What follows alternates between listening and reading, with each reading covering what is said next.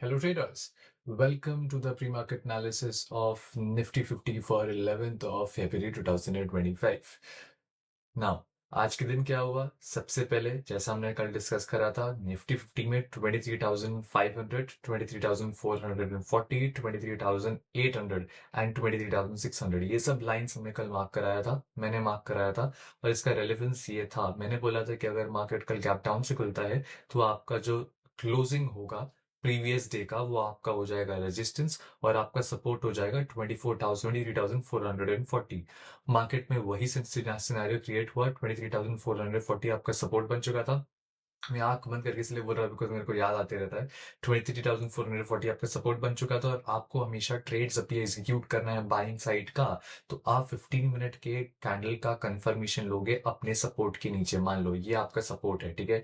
ये सपोर्ट के नीचे, दिस इज योर सपोर्ट, ये सपोर्ट के नीचे अगर आपको पुट साइड अगर बाई करना है, मान लीजिए आपने अगर ये सपोर्ट बनाकर रखा है, ठीक है, और ये सपोर्ट के नीचे आप पुट साइड बाई करना चाहते हो, तो इसके नीचे 15 मिनट का कैंडल का आपको क्लोजिंग चाहिए। मतलब एक कैंडल होना चाहिए जो ऐसे क्लोज करना चाहिए, ऐसा क्लोजिंग चाहिए उसके नीचे सपोर्ट के। वो मार्केट में हुआ था। जब ऐसा मार्केट में हुआ तो उसके बाद 1:2 का ट्रेड मिला था मार्केट में। ये सिंपल था। मार्केट में आज बाइंग ट्रेड्स हुए थे काफी। आज मैंने खुद ट्रेड करके रखा है, सिंगल ट्रेड करा था, अराउंड 78,000 रुपीज का प्रॉफिट हुआ उस चीज में।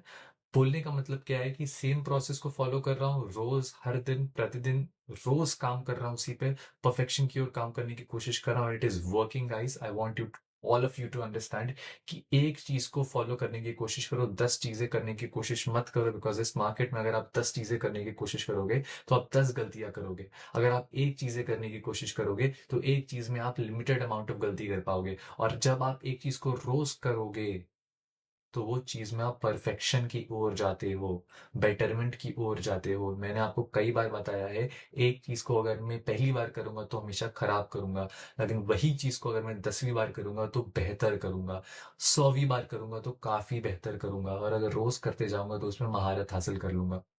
ये बहुत इंपॉर्टेंट बात है जो मैं आप सभी के सामने बताने की कोशिश कर रहा हूँ। अगर आप ये बात समझ जाओगे, पूछ जाओगे, अगर आपको ये समझ में आ गया एक बार, तो आप मार्केट में एक चीज को फॉलो करोगे, वो रहेगा आपका अंडरस्टैंडिंग ऑफ प्राइस एक्शन।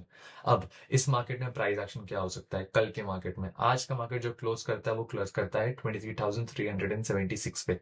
हमारे लिए सबसे पहले इंपॉर्टेंट बात यह है समझना कि भाई अब कल अगर वही सेम चीज जो हर दिन मैं बोलता हूँ, सभी को फिर से बोल रहा हूँ, अगर मार्केट में कल गैप डाउन ओपनिंग होती है, मार्केट अगर नीचे से माइनस होके खुलता है, तो उस समय क्या होता है? अगर मार्केट माइनस होके खुलेगा तो जो आज का क्लोजिंग था वो आपका रेजिस्टेंस बन जाएगा।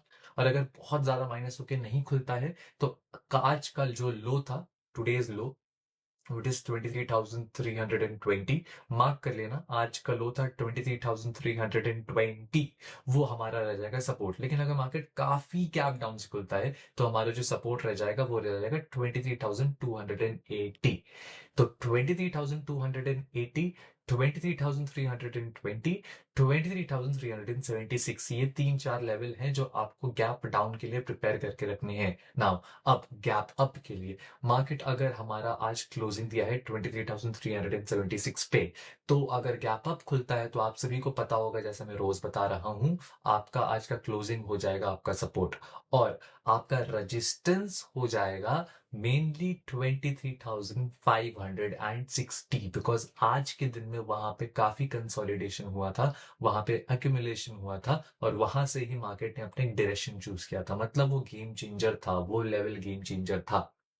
तो 23,560, 23,560, 23,560 आपका हो जाएगा रेजिस्टेंस।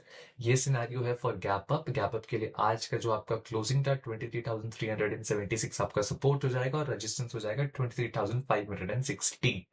ये 5-6 लेवल्स मैंने आपको बताए हैं। आज हम एक बात को समझने की कोशिश करेंगे, ठीक है। आप एक मार्केट में रह करके, स्पेशली इंडियन मार्केट में रह करके रोज बाइंग नहीं कर सकते हो। आपको कल, जैसा मैंने बताया था कि आज एक दिन पहले सेंसेक्स एक्सपायरी का, तो ट्यूसडे है कल, तो कल सेंसेक्स एक्सपायर करने वाला है। सेंसेक्स एक्सपायर बहुत आसानी से नहीं करता। मैं अपना एक एक्सपीरियंस आपके साथ शेयर करता हूँ। सेंसेक्स क्या करता है, इनिशियली बहुत साइडवेज रहता है और लास्ट में जाकर के दोनों तरफ का स्टॉप लॉस हिट करवा देता है।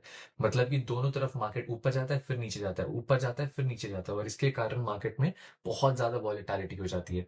तो कोशिश करना, अगर आप सेलिंग करोगे सेंसेक्स में, जो काफी लोग करते हैं क्योंकि बहुत प्रीमियम वैल्यू ज्यादा रहता है इनिशियली पहले 2 घंटे में, और वो बहुत डीके होता है इन टाइम, वो अगर आप करोगे तो कोशिश करना 1 बजे तक अपना पोजीशन क्लोज कर लेना सेलिंग ट्रेड्स का। और बाइंग ट्रेड्स के लिए मैं सजेस्ट नहीं करता हूँ सेंसेक्स में, बिकॉज मार्केट में जब इंडेक्स मूव करता है उसके हिसाब से उसका प्रीमियम मूव नहीं करता है, थोड़ा डिले होता है और उसके कारण कंफ्यूजन क्रिएट हो जाता है। I hope this is very much clear to all of you. I hope this should be very much clear. कल का टेक अवे ये है कि कल सेंसेक्स में हम लोग जो सेलिंग करेंगे तो 1 बजे तक हम लोग अपना काम कंप्लीट कर लेंगे सेलिंग का, और बाइंग्स हम लोग कोशिश नहीं करेंगे करने का सेंसेक्स में। अगर बहुत कोई स्पेसिफिक मूव आता है तो हम हमेशा कोशिश करेंगे निफ्टी में करने का, बिकॉज उसमें जो कोऑर्डिनेशन होता है वो बहुत अच्छा बना रहता है। ठीक है, ये सिंपल था। आज मैंने स्ट्रेट बताने की कोशिश की है कि मार्केट में कल क्या हो सकता है, आज के दिन क्या हुआ। I hope you guys could understand, even take something out of our conversations that we are having every single day. I can give you and show you charts about whatever there is about the market, but that is not feasible for you because just watching the charts, you cannot understand the market. You have to look at me, you have to understand how I'm speaking, how I'm understanding psychology, मेरा mindset समझने की कोशिश करो। मैं अपने दिमाग को खोलने की यहाँ पे कोशिश कर रहा हूँ। अगर आप ये समझ जाओगे, then happy Independence Day. Till then, may Lord Krishna guide us through. I'll see you guys tomorrow.